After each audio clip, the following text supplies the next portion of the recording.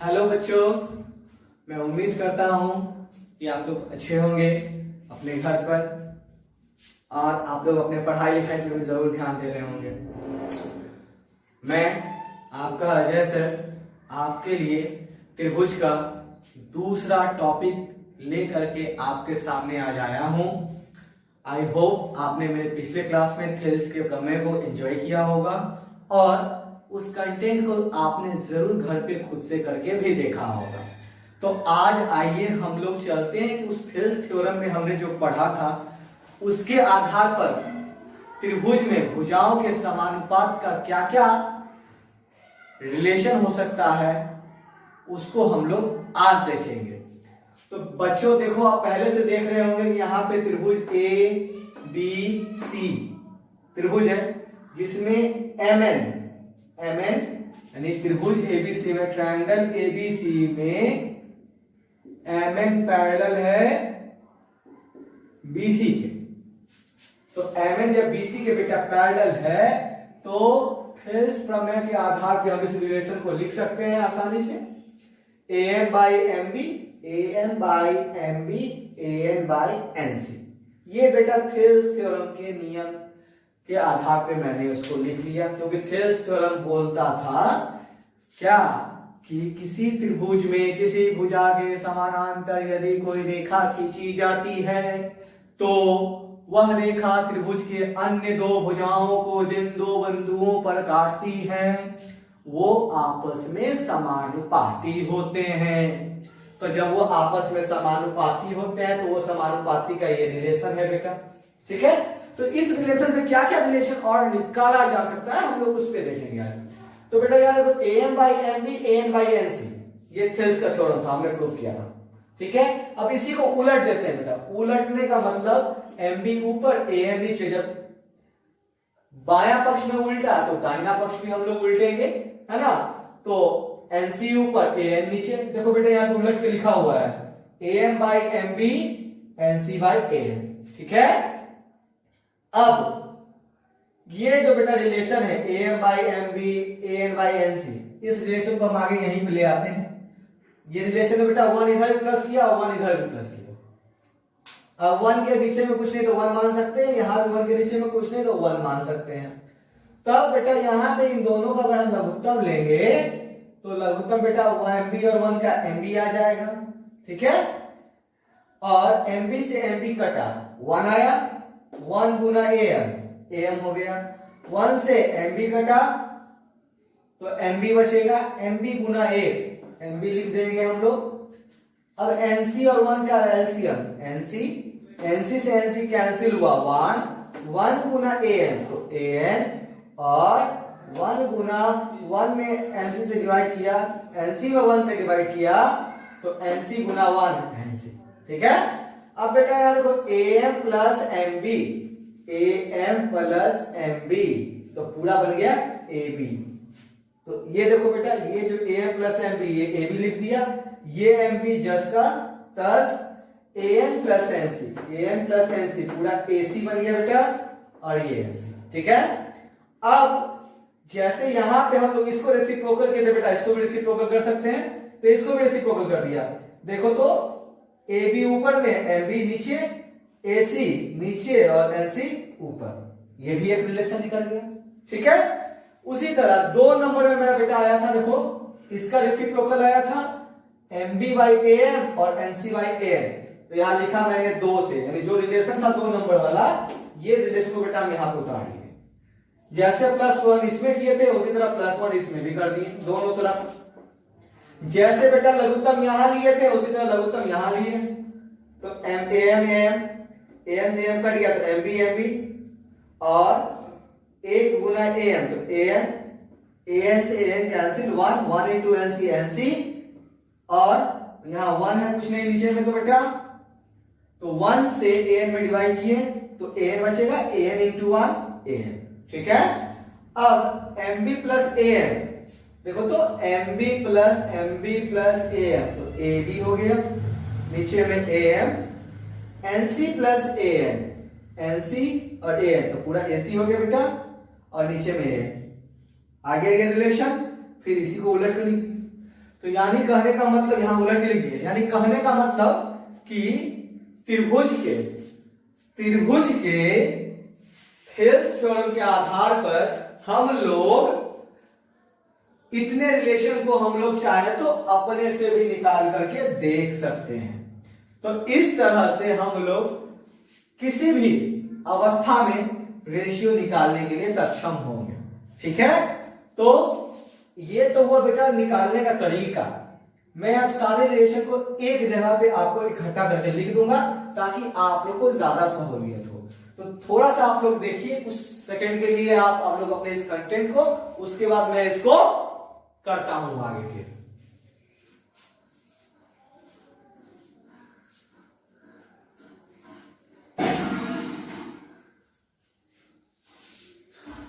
देख लिए होंगे आप लोग शायद। तो चलिए हम लोग थोड़ा आगे बढ़ते हैं।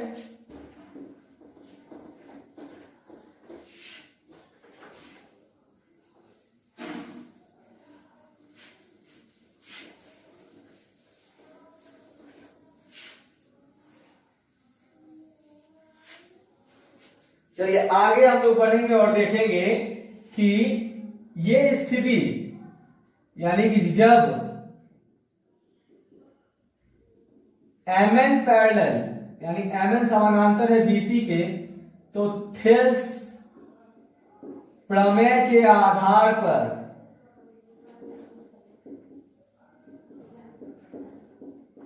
पहला रिलेशन बेटा क्या आया था मेरा, AM by MB equal to AN by NC।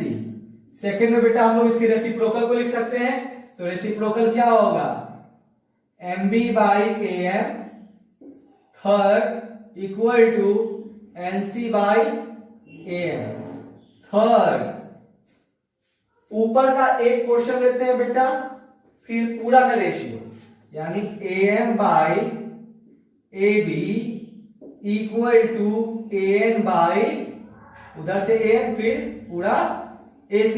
और इसी का जब रेसिप्रोकल लिखेंगे बाबू, तो AB by AM equal to AC by AN। पांचवा बेटा रिलेशन, नीचे का पोर्शन लेते हैं MB और फिर से पूरा साइड ले लेते हैं बेटा AB, इधर से नीचे का बेटा NC पूरा AC, और छठा में इसी का रेसिप्रोकल कर देंगे, AB by MB equal to AC by NC। तो ये टोटल 6 ऑब्जर्वेशन हम लोग थेल्स थ्योरम के आधार पर निकाल सकते हैं। ठीक है, ये थेल्स थ्योरम का मतलब क्या हुआ कि जब किसी त्रिभुज में किसी भुजा के समानांतर कोई रेखा होगी जो त्रिभुज की अन्य दो भुजाओं को जिन बिंदुओं पर काटती है, वो अन्य दो भुजाओं को समान अनुपात में विभाजित करती हैं, यानी कि AM by MB equal to AN by NC, जो मैंने पिछले क्लास में आपको पढ़ाया था, है कि नहीं। चलिए, तो आपका 6 रिलेशन को थोड़ा सा देखिए, उसके बाद हम लोग आगे प्रोसीड करेंगे।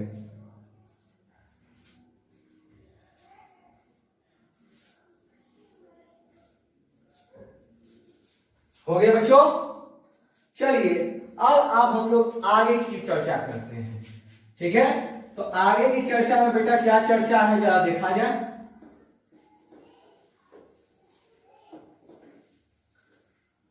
आगे की चर्चा में बेटा चर्चा यह है कि थेल्स का जो प्रमेय था, वह प्रमेय क्या था कि जब त्रिभुज में भुजा के समानांतर कोई रेखा होगी, तब जाकर के ये जो अनुपात है वो अनुपात आपस में बराबर होगा। तो जब इसी का उल्टा यानी थेल्स का विलोम, ठीक है, तो इसी का उल्टा थेल्स के विलोम में बेटा कहा जाता है कि जो थेल्स ने बोला, आपको थेल्स ने बोला भुजा के समानांतर रेखा है तो भाई अनुपात बराबर होगा। अब उल्टा का मतलब क्या होगा, मतलब अनुपात बराबर है तो भुजा के यहां जो लाइन है आपका MN, वह BC के समानांतर होगा। यानी कि अगर अनुपात दिया हुआ है, भुजाओं का अनुपात दिया हुआ है, तो ये दोनों आपस में समानांतर होंगे, थेल्स के विलोम में हम जानेंगे, ठीक है। लेकिन अगर समानांतर दिया हुआ है तो त्रिभुज में जो भुजा का जो अनुपात है AM/MB AN/NC, ये थेल्स प्रमेय में हम लोग पढ़े हैं, ठीक है। तो हम लोग थेल्स के विलोम में क्या पढ़ेंगे बेटा कि अगर भुजाओं का ये जो अनुपात है, अनुपात बराबर में होगा, तो हमको क्या सत्यापित करना होगा कि जो ये रेखा है, ये रेखा इसके समानांतर होगी, ठीक है। तो हम लोग उस चीज को देखेंगे। तो पहले थेल्स के विलोम में थेल्स ने कहा बेटा कि यदि एक रेखा किसी त्रिभुज की दो भुजाओं को एक ही अनुपात में विभाजित करती है, क्या बोला कि यदि एक रेखा, यदि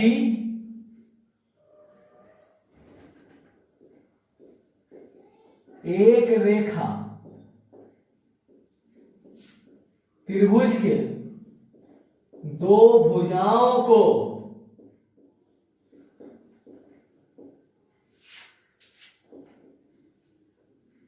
एक ही अनुपात में विभाजित करती है, तो वह रेखा, तो वो जो रेखा होगा बेटा वो तीसरी भुजा, यानी जो बच गया, क्योंकि दो को तो क्या कर रहा है, एक रेखा त्रिभुज के दो भुजाओं को एक ही अनुपात में बांट रहा है, तो जो तीसरा बचेगा यानी वह रेखा, यानी वह रेखा का मतलब बेटा यहाँ पे क्या होगा MN, तो वह रेखा तीसरी भुजा के समानांतर होगी, ठीक है। फिर से हम देखते हैं, यानी कि देखना क्या है, यहां देखिए, यानी ये आपका थेल्स का बेटा क्या है, ये थ्योरम है बेटा आपका क्या, थेल्स का विलोम, ठीक है। थेल्स का विलोम ये थ्योरम बोला, तो इसका सत्यापन हम लोग देखेंगे। यानी इसमें लिखा हुआ है बेटा दिया गया है कि, दिया गया है, क्या दिया गया बेटा, त्रिभुज ABC में, यहां देखो बेटा एक रेखा त्रिभुज के दो भुजाओं को एक ही अनुपात में विभाजित करती है। यदि एक रेखा, तो वो एक रेखा इस फिगर के अनुसार MN है ना, और दो भुजा जो है एक AB है और एक AC है, इसको एक ही अनुपात में, तो त्रिभुज ABC में क्या दिया हुआ बेटा मेरा, AM/MB इक्वल टू AN/NC, ये दिया हुआ है। या इसको हम अच्छे से इस तरह से भी लिख सकते हैं कि त्रिभुज ABC में MN एक रेखा AB को M पर तथा AC को N पर इस प्रकार काटती है कि AM/MB इक्वल टू AN/NC, और इसको इक्वेशन नंबर 1 एक मार्क छोड़ देंगे, ठीक है। लिख लिया हमने ये बातें, ये दिया हुआ है। अब समझ गए होंगे कि ये जो MN है ये AB को और AC को इस अनुपात में विभाजित कर दिया, यानी कि ये जो प्रूफ हम लोग थेल्स में प्रूफ किए थे यही चीज था। तो उसमें भुजा समानांतर दिया हुआ था, ठीक है, इसमें अनुपात दिया हुआ है, तो हमको सत्यापित करना है कि भुजा समानांतर होगी। तो दिया गया है, हो गया बेटा, उस पर दिखेंगे हम लोग क्या सिद्ध करना है, सिद्ध करना है क्या, MN समानांतर BC। रचना बेटा कर लेते हैं हम लोग, ठीक है। तो इसमें हम लोग बेटा रचना इस हिसाब से करते हैं कि हमने आपको बताया था कि कुछ सत्यापन विरोधाभास की विधि से भी होती है, यानी जो दिया हुआ है उसके ठीक अपोजिट हम लोग को सोचना है। तो यहां पे बेटा हमको सत्यापित करना है कि MN BC के समानांतर है। तो रचना में हम लोग क्या किए कि M बिंदु से है ना। मान लीजिए ML, M बिंदु से ML एक रेखा खींची जो AC को L पर काटती है। M बिंदु से ML एक रेखा खींची जो यहां पे जो AC के समानांतर, एक अपने मन से यहां पे अज्यूम किए कि एक रेखा खींचे M से L, ठीक है, ये L मान लेते हैं। तो M बिंदु से ML एक रेखा खींची जो AC के समानांतर AC को L पर काटती है, ठीक है। अब हो गया भाई, ये हो गया प्रमेय, ये हो गया दिया गया, सिद्ध करना है, रचना हमने कर लिया। अब प्रमाण देखते हैं। प्रमाण, तो बेटा जब त्रिभुज में हमने यहां पे अपने मन से माना है कि ये जो ML रेखा जो है वो AC के समानांतर है, तो जब रेखा समानांतर होगी तो थेल्स का थ्योरम तो लगा सकते हैं, क्योंकि थेल्स का थ्योरम समानांतर के लिए था कि त्रिभुज जब समानांतर होता है तो भुजाएं अनुपातिक होती हैं।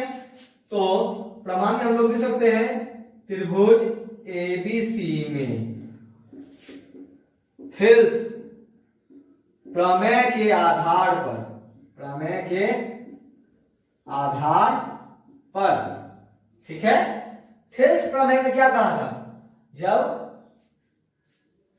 किसी त्रिभुज में किसी भुजा के समानांतर यदि कोई रेखा खींची जाती है तो वह अन्य दो भुजाओं को जिन दो बिंदुओं पर काटती हैं वह बिंदु अन्य दो भुजाओं को समान अनुपात में विभाजित करती हैं। आप कह रहे होंगे सर आप बार बार थ्योरम क्यों पढ़ रहे हैं, थ्योरम क्यों पढ़ रहे हैं, प्रमेय क्यों बता रहे हैं, प्रमेय को क्यों रीड कर रहे हैं? वो इसलिए बेटा क्योंकि वो आपके माइंड में बैठ जाए, ताकि आपको क्वेश्चन कहीं से भी आए, किसी भी तरह का आए, आपको तुरंत एट द टाइम वो थ्योरम आपके माइंड को स्ट्राइक करे और वो आपसे छूटे नहीं, ठीक है। तो यहां पे बेटा ABC में थेल्स प्रमेय के आधार पर क्या लिखेंगे, AM बटा MB। अब AL बाई LC लिखेंगे क्योंकि बेटा हमने इस लाइन को समानांतर लिया है रचना के आधार पर, तो हम लोग लिखेंगे बेटा AL बाई LC, ठीक है, लिख दिया। इसको इक्वेशन नंबर 2 मान लेंगे बेटा। अब बेटा 1 और 2 को कंपेयर जरा करिए तो आप लोग। एक नंबर जो आपको दिया गया था AM by MB, AM by MB, यानी बायां पक्ष बराबर, जब बायां पक्ष बराबर तो दाहिना पक्ष भी बराबर, यानी कि यहां क्या लिखेंगे 1 और 2 से, 1 और 2 से क्या क्या आएगा बेटा 1 और 2 में आपका AN by NC, AN by NC equal to बेटा AL बाई LC, ठीक है। यहां तक थोड़ा सा एक बार बारीकी से आप लोग जरूर पढ़िए एक बार।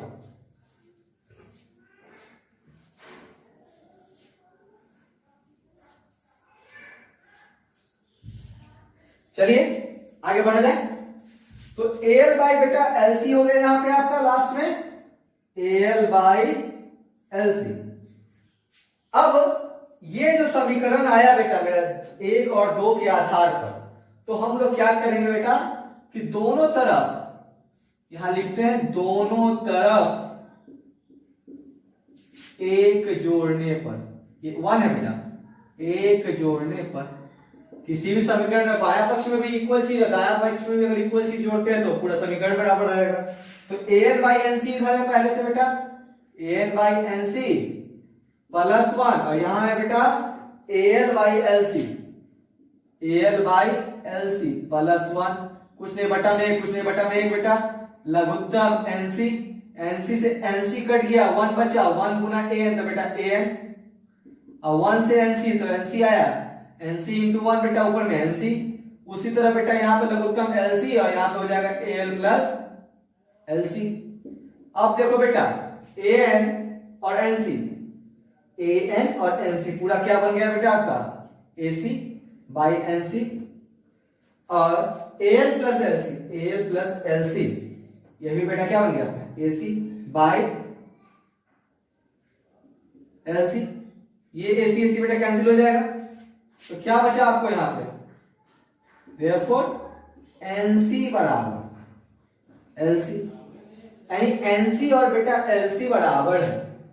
देखो एनसी और एलसी, सिंपल सा लॉजिक देखो यहां पे तीन बिंदु है ए बी सी, तो समझो बेटा अगर इसके आधार पे हम लोग लिखते हैं बेटा, तो ये हो जाएगा आपका एल, ये हो जाएगा एन और ये हो जाएगा सी, एल एन सी। आपको यहां बेटा NC equal to L C, यानी एनसी यानी यहां से यहां मान लो अगर 3 मीटर है, मान लेते 3 मीटर है, और यहां बेटा ये 5 मीटर है, क्योंकि ये दूरी बड़ा है 5 मीटर, तो क्या ये दोनों का आपस में बराबर हो सकता है? कहोगे नहीं होगा सर, कभी बराबर नहीं होगा। जब बराबर नहीं होगा तो यहां से रिलेशन मेरा बेटा बराबर आ गया है, कुछ ना कुछ तो कहीं गड़बड़ाया, तो ये तो यहां पे हम लोग क्या लिख सकते हैं बेटा, यह संभव नहीं है। तो ये संभव नहीं है, तो भाई संभव कब होगा ये बताओ तो। 5 और 3 जब को बराबर करना संभव कब होगा, यानी कि जो 5 है उसमें से 2 मीटर हटा देंगे तब ना दोनों 3 3 हो जाएगा। तो उसी तरह बेटा ये संभव कब होगा, एलसी और एनसी कब बराबर होगा, जब ये एल, यहां पे देखो ये एल है, एल ये यहां पे ना होकर अगर एल एन के ऊपर आ जाए, इसके ऊपर एल यहां ना होकर एल यहां आ जाए, तब हो सकता है ना। तो यह कब संभव है, जब यह संभव नहीं है, यह तभी संभव है, तभी संभव होगा जब एल एन को पूरी तरह ढक ले, है ना, ये तभी संभव होगा। यानी ये देखो बेटा ऐसे है, ये ऐसे घसकते घसकते घसकते घसकते घसकते ये यहां आ गया, यानी एल आ गया एन के ऊपर, ठीक है। तो जब ऐसा हो जाएगा बेटा, तो क्या आएगा देयरफॉर उस हिसाब से, जब ऐसा हो जाएगा यानी कि जब एल और एन एक दूसरे को कॉन्साइड कर लेगा, पूरी तरह ढक लेगा, तो एम एल बराबर क्या हो जाएगा बेटा, सॉरी, तब आपका एनसी और एलसी दोनों आपका इक्वल हो जाएगा। कब, जब दोनों एक दूसरे को, यानी एल इसको भी ढक लेगा, यानी समझो, यानी यहाँ पे एक और बिंदु आ गया, उसका नाम बेटा एल हो जाएगा, तो जितना एनसी उतना ही एलसी, तो दोनों ही आपस में क्या हो जाएंगे, बराबर हो जाएंगे।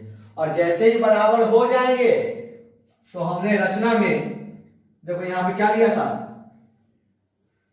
एमएल को समानांतर लिया था, तब दोनों जब ये एमएल समानांतर हो गया, तो जब एमएल समानांतर हो गया बेटा, तो एल तो यहां आ चुका है और एल पूरी तरह ढक लिया एन को, तो जब हम लोग एमएल को समानांतर माने हैं बीसी को, तो एम एल ना लिख करके हम लोग एन भी तो लिख सकते हैं। तो यहां पे लिख लेंगे देयरफॉर लास्ट में बस क्या, कि एम एन समानांतर बीसी हो गया बेटा ये सत्यापित। तो इस तरह से बेटा हम लोग कॉन्ट्राडिक्शन मेथड से चाहे तो थेल्स के विलोम को भी हम लोग सत्यापित कर सकते हैं। तो अभी तक हम लोगों ने क्या जाना, थेल्स का प्रमेय जाना। थेल्स ने प्रमेय में बोला कि त्रिभुज में जब भुजा के समानांतर कोई रेखा होगी, तो वह भुजा को जो बिंदु बांटती है उनका अनुपात आपस में बराबर होगा। विलोम में क्या बोला बेटा, कि अगर अनुपात बराबर है तो भुजा के लिए जो लाइन है यानी एमएन होगा वो समानांतर होगा, यानी समानांतर समानुपाती, या समानुपाती तो समानांतर, यानी कि समानुपाती है तो समानांतर होगा, और समानांतर है तो समानुपाती होगा। बस एक थेल्स का प्रमेय, दूसरा थेल्स का विलोम। एक बार थोड़ा सा आराम से एकदम रीड कीजिए, और यदि आप लोग को लगता है कि हमको समझ में नहीं आया, तो मैं एक जो बात का जरूर आपसे रिक्वेस्ट करूंगा, आग्रह करूंगा कि अगर नहीं आए तो आप वीडियो को दोबारा प्ले करके देखिए, 1 बार 2 बार 3 बार प्ले करके देखिए, जरूर आएगा। और जो कंटेंट मैं लिखता हूं उसको बारीकी से रीड किया कीजिए। ऐसा करने पे आपको दिक्कत नहीं होगी, ठीक है। तो आप लोग इसको देखिए, और कोई दिक्कत होता है तो मैंने आपको समय अपना निर्धारित कर चुका हूं आप लोगों के लिए। बार बार मैं 1 से 3 के बीच में आप लोग अपना क्वेश्चन मेरे से चाहे तो किसी भी प्रकार का प्रश्न पूछ सकते हैं, ठीक है। आप लोग देखिए इसको देखने के बाद हम आपसे त्रिभुज के अगले क्लास में जल्दी मिलेंगे। तब तक के लिए आपके पास 2 वर्क हो गया, थेल्स का थ्योरम, थेल्स का विलोम, और इन दोनों के आधार पे हम लोग कुछ क्वेश्चन को अपने अगले क्लास में डिस्कस करेंगे। तब तक के लिए आप लोग अपना ख्याल रखिए, घर पे रहिए, stay safe, stay healthy, till then take care, bye bye.